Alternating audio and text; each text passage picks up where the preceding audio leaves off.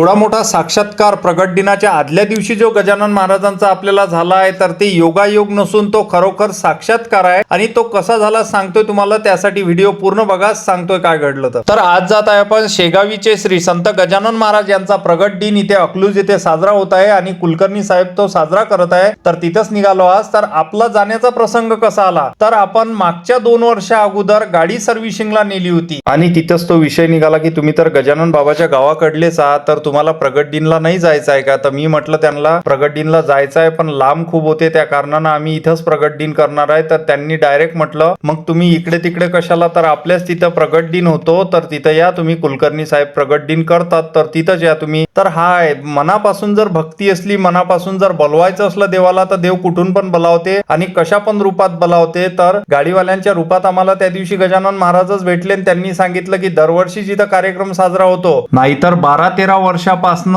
योगायोग जर यायचे असते तर 12-13 वर्षाच्या अगोदरच पहिल्यांदाच माहिती झालं असतं, पण ते देवांना ज्या वेळेस बोलावायचं होतं त्याच वेळेस देवांनी योग घडून आणले, असा तो साक्षात्कार आहे. आणि गजानन महाराजांचे असे दिसते चमत्कार खूप होतात. त्या कारणामुळे तुम्हालाही जर अशी अनुभूती आली असेल तर तुम्ही कमेंट करून सांगा की तुम्हाला कोणते कोणते गजानन महाराजांचे चमत्कार असे दिसते चमत्कार झाले आहेत. तर मग कीर्तन सेवा वगैरे संपली, आरती वगैरे झाली, उपार वगैरे दाखवणं झाला आणि नंतर महाप्रसादाला सुरुवात झाली. तर सर्वांनी महाप्रसाद घेतला शांततेने. आणि पहिल्या अध्यायामध्ये सांगितलेलं आहे गजानन महाराजांच्या विजय ग्रंथामध्ये की अन्न हे पूर्ण ब्रह्म आहे, अन्न खराब होत नाही, अन्न उष्ट होत नाही. ज्या दिवशी प्रगट दिनाच्या दिवशी लातूरकरांच्या घरी ऋतुशांतीचा कार्यक्रम होता मुलाचा, त्या दिवशी खूप अन्न वाया जात होतं आणि त्याच दिवशी अन्न हे पूर्ण ब्रह्म आहे असा बोध आपल्याला गजानन महाराजांनी दिला आहे आणि ते पहिल्या अध्यायामध्ये सांगितलं आहे. आणि आपला व्हिडिओ आवडला असेल तर लाईक करा, जास्तीत जास्त शेअर करा आणि भेटू पुढच्या व्हिडिओमध्ये. आणि कमेंट करायला विसरू नका. असे दिसते चमत्कार कोणाकोणाला झाले आहेत. तर आणि भेटू पुढच्या व्हिडिओमध्ये. नमस्कार.